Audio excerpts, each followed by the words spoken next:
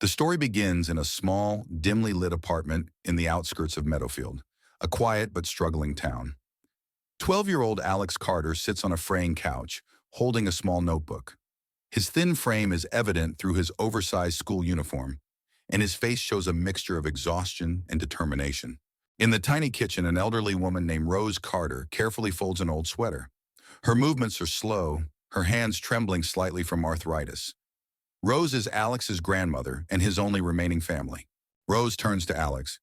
"Did you eat today, Alex? You need your strength for school." Alex hesitates, then nods. "Yes, Grandma, I'm fine." In truth, Alex hasn't eaten all day. He has been saving the last slice of bread for Rose, who often skips meals to make sure Alex has enough. The apartment is cold. The heater broke months ago, and they can't afford to fix it. The only warmth comes from an old blanket Alex shares with Rose. Alex's school uniform is clean but too small. The sleeves barely reach his wrists, and the soles of his shoes are held together with tape. Rose struggles to climb the stairs to their third-floor apartment. Every step is painful, but she refuses to complain. Alex notices everything. He sees how Rose winces when she moves and how she counts pennies at the grocery store. He knows their situation is dire, but he feels powerless to help. One evening, Alex returns home with a loaf of bread and some cheese. Rose looks surprised but happy. "Where did you get this?" she asks. Alex avoids her gaze. "I found it," he says quietly, hoping she doesn't press further. In reality, Alex stole the food from a local store owned by Mr. Henderson. He couldn't bear to see Rose go another night without a proper meal. As Rose eats, Alex feels a mix of relief and guilt. He promises himself he won't steal again, but deep down, he knows he might not have a choice. The morning was unusually cold in Meadowfield. Alex walked into Henderson's market with his backpack slung over one shoulder. His face was pale, and he avoided making eye contact with anyone. The store was quiet, with soft music playing in the background. Alex scanned the aisles quickly. He grabbed a loaf of bread and a packet of cheese, his hands trembling slightly. Just as he turned toward the door, he heard a firm voice behind him. "Alex Carter." "Not again." It was Mr. Henderson, standing with his arms crossed, the disappointment clear on his face. Alex froze, his face turning red. "I'm sorry. I didn't mean to," he stammered, unable to finish his sentence. Mr. Henderson sighed, gently taking the items from Alex's backpack. "You're a good kid, Alex, but stealing isn't the answer." Later that day, Officer Bradley knocked on the door of Alex's small apartment.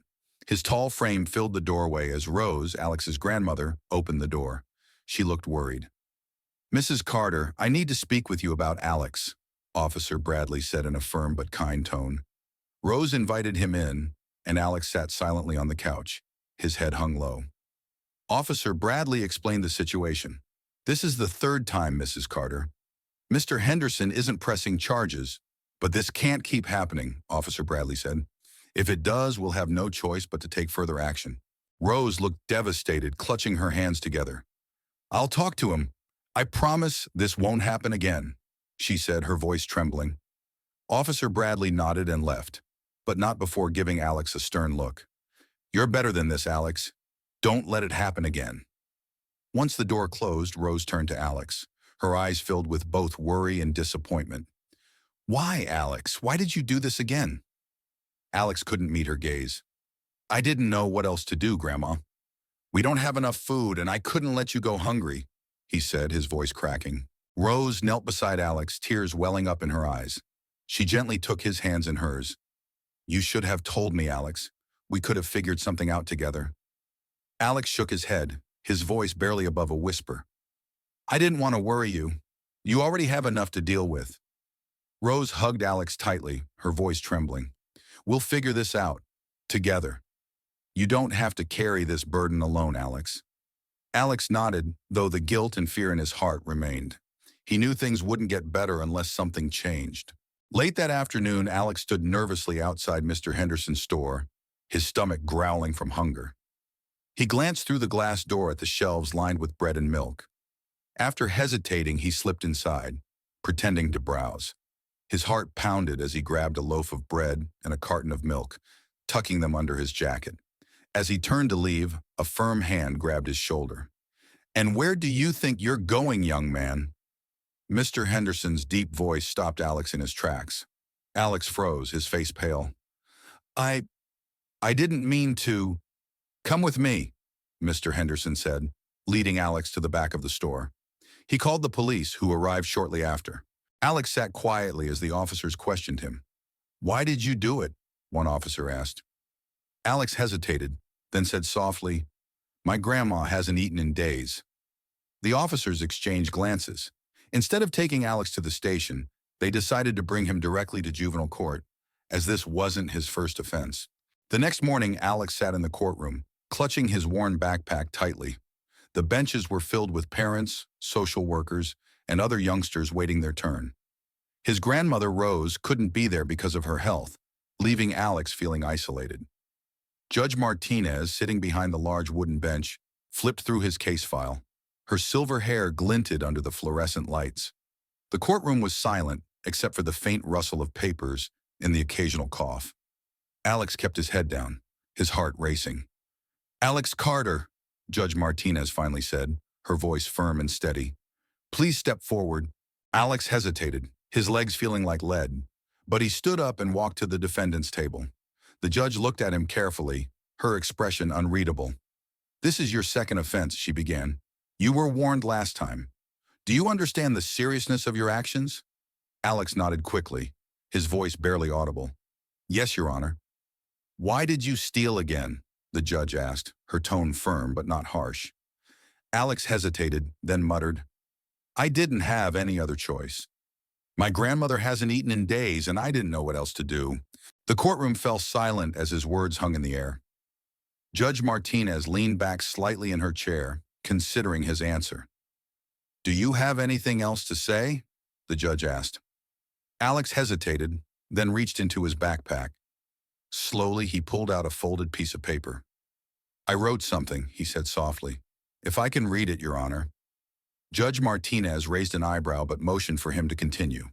Alex unfolded the paper, his hands trembling as he began to read. Alex unfolded the letter with trembling hands, the courtroom so silent that the faint sound of the paper rustling seemed deafening. Taking a deep breath, he began to read, his voice shaky but clear. Dear Judge Martinez, I know stealing is wrong. My grandmother taught me that before she got sick. But sometimes you have no other choice. His words hung in the air, and Judge Martinez leaned forward, her expression softening as Alex continued. My grandmother's all I have. She hasn't eaten in days, and I didn't know how to help her. I've been trying to take care of her, but I'm just a kid. I'm sorry for what I did, but please don't separate us. She needs me, and I need her. By the time Alex finished, tears streamed down his face. He wiped them quickly with his sleeve, trying to stay composed. The judge sat back in her chair, visibly moved. She took a moment before addressing Alex, her voice softer than before. Thank you for sharing this, Alex. It takes courage to be so honest. Judge Martinez cleared her throat and addressed the courtroom. We will take a short recess. Alex, please come with me to my chambers. Mr. Henderson and Ms. Roberts, I would like you to join us as well. Gasps echoed in the room. It was highly unusual for a judge to invite a defendant to her chambers, especially in juvenile cases. But Judge Martinez's expression left no room for argument. Alex followed her hesitantly, clutching his letter. Behind him, Mr. Henderson, the store owner, and Ms. Roberts, his social worker, exchanged confused glances but complied. Inside the chambers, the atmosphere was warmer. Judge Martinez gestured for Alex to sit in a chair across from her desk. Alex, she began gently, your letter has shown me that this isn't just about stealing. It's about survival and love for your grandmother. But I need to ensure you both get the help you need.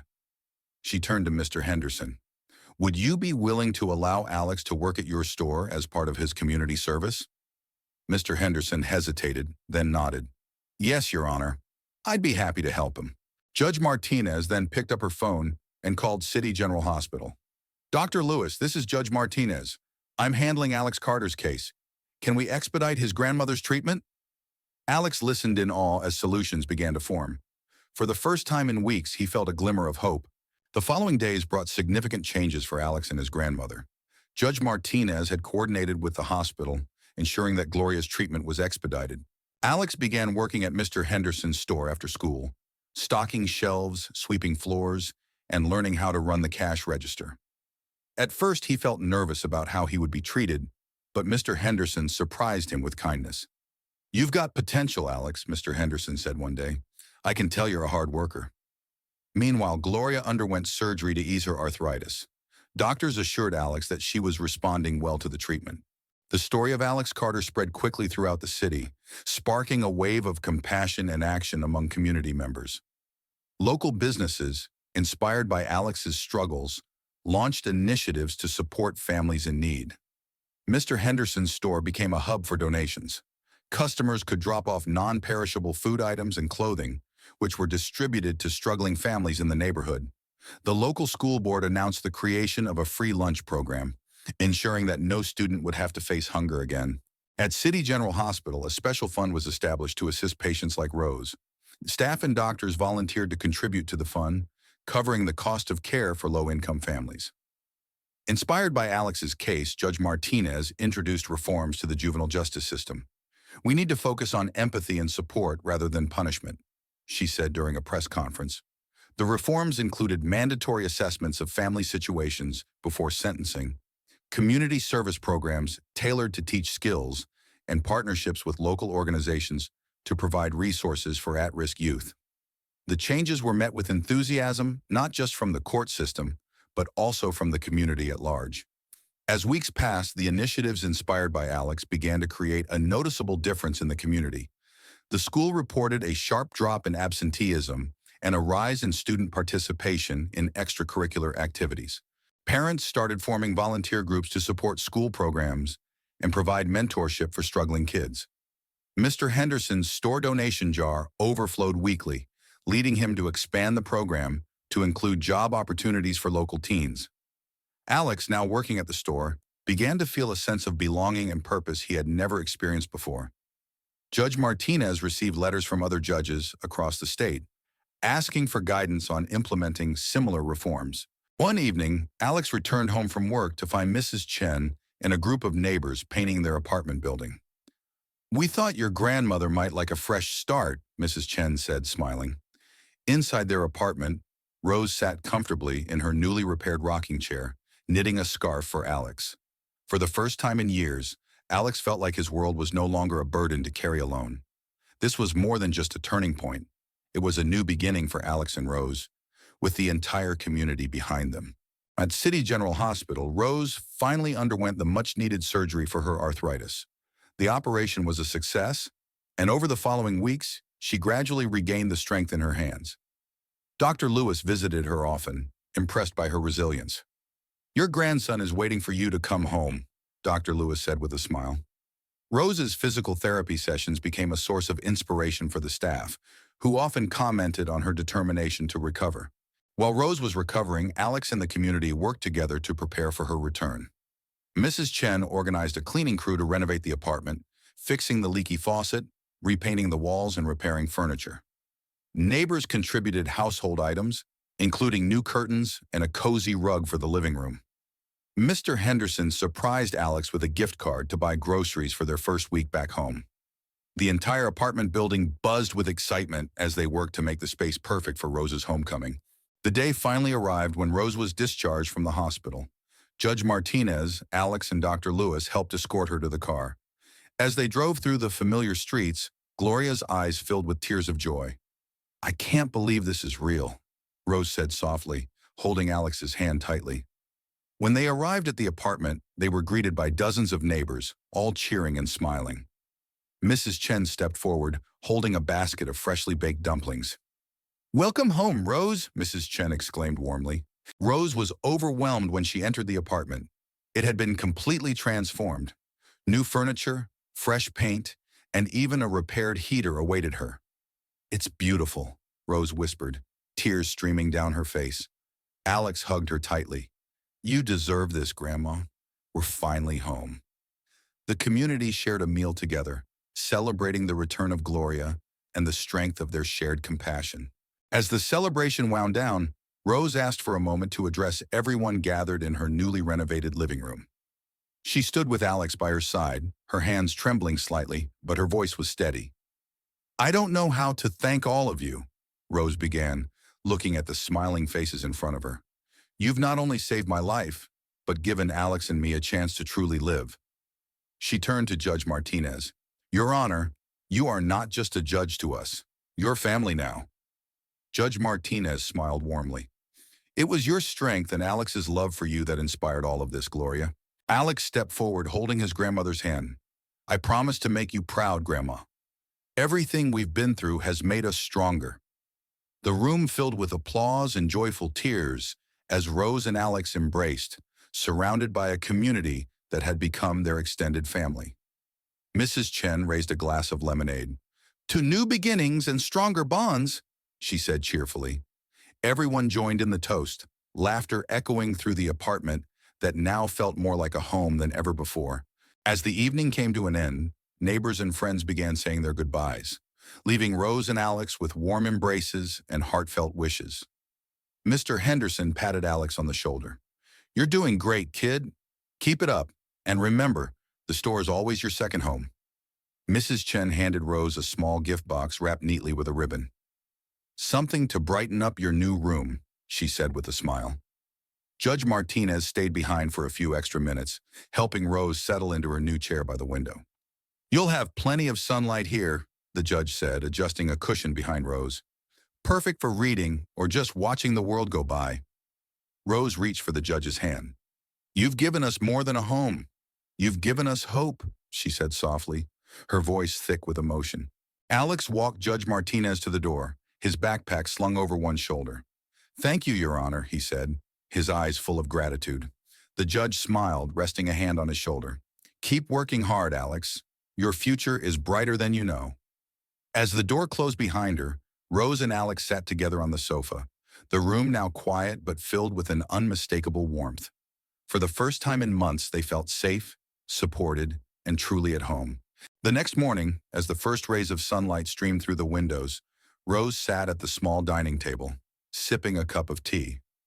Alex joined her, carrying 2 plates of toast and scrambled eggs. "Breakfast is served," he announced with a grin. Gloria smiled warmly. "You've become quite the chef, haven't you?" They shared a quiet, peaceful breakfast, the air filled with the sound of birds chirping outside. After the meal, Alex grabbed his backpack. "I'll be back after school in my shift at Mr. Henderson's store," he said, waving goodbye.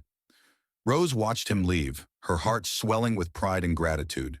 The boy who once had to steal to survive now had a future filled with promise. She turned to the window, gazing at the vibrant street below.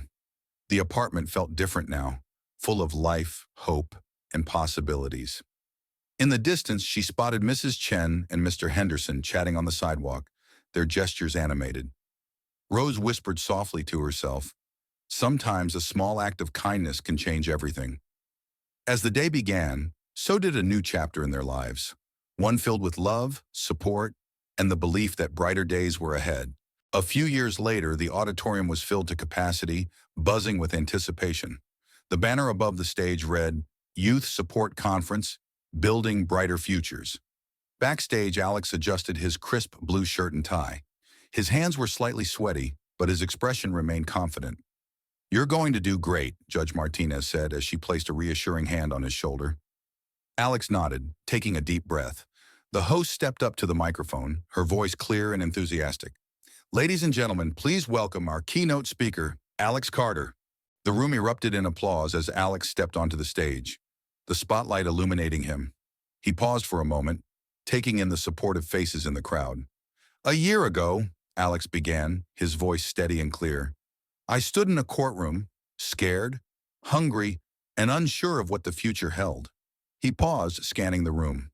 "Today I stand before you as proof that with compassion, community, and second chances, lives can change." The audience sat in captivated silence, hanging on his every word. Alex pointed to a large screen behind him, where images of the programs inspired by his story appeared. "This is the Thompson Food Pantry," he said as a picture of a bustling community pantry filled the screen. "It started as a small effort, and now it supports over 1,000 families in need." The audience murmured in admiration, clapping lightly. Local businesses like Mr. Henderson's store joined the community care program to ensure no child goes hungry again. Alex continued as another image of children smiling at the store appeared. He paused, his tone growing serious. And thanks to Judge Martinez's reforms, the juvenile justice system now focuses on rehabilitation over punishment. This change has already helped hundreds of families. The screen displayed a statistic. Juvenile recidivism down by 60% in 1 year. The audience erupted into applause. These aren't just numbers or programs, Alex said, his voice filled with conviction. They are proof that compassion and action can transform lives. Rose, sitting in the front row, wiped away tears of pride as Alex spoke. Alex smiled as he stepped aside, allowing others to share their stories. Mr. Henderson approached the microphone. A year ago, my store was just a business. Today, it's part of a community care network. We've helped feed hundreds of families because of one boy's courage. The audience applauded warmly, and a few people wiped away tears. Next, Mrs. Chen from Alex's building took the stage. Thanks to Marcus and the community, our neighborhood is closer than ever. We've started a volunteer group to help elderly residents like me. A slideshow of the volunteer group's activities played behind her, showing residents painting apartments, delivering groceries, and sharing meals. Judge Martinez followed, her voice steady but emotional. This isn't just about Alex. It's about what happens when a community chooses compassion over judgment, action over indifference. The crowd erupted in applause, the energy in the room palpable. Alex stepped back to the microphone, his voice clear and filled with hope. Together, we've proven that change is possible. Let's continue this journey, one step at a time. The room rose to its feet in a standing ovation. Alex glanced at his grandmother in the front row, her smile reassuring him that this was only the beginning. As the conference concluded, people gathered around Alex, eager to share their gratitude and ideas. A local teacher approached him. Your story inspired us to start a mentorship program at my school. We want to guide students who are struggling, just like you once were. A businessman chimed in, I want to fund scholarships for kids like Alex. No child should have to choose between survival and education. Alex nodded, overwhelmed but determined. Thank you, all of you. Together we can build something that lasts. Judge Martinez watched from the side, pride shining in her eyes. Later, as Alex and his grandmother prepared to leave, Mrs. Chen handed them a small box. These are my homemade dumplings, a little reminder of how far you've come. Rose hugged Mrs. Chen, tears of gratitude in her eyes. Thank you for always being there for us. As they walked out into the warm evening air, Alex looked at the crowd behind him. He saw faces filled with hope, determination, and kindness. This is just the beginning, he whispered to himself, gripping his grandmother's hand tightly.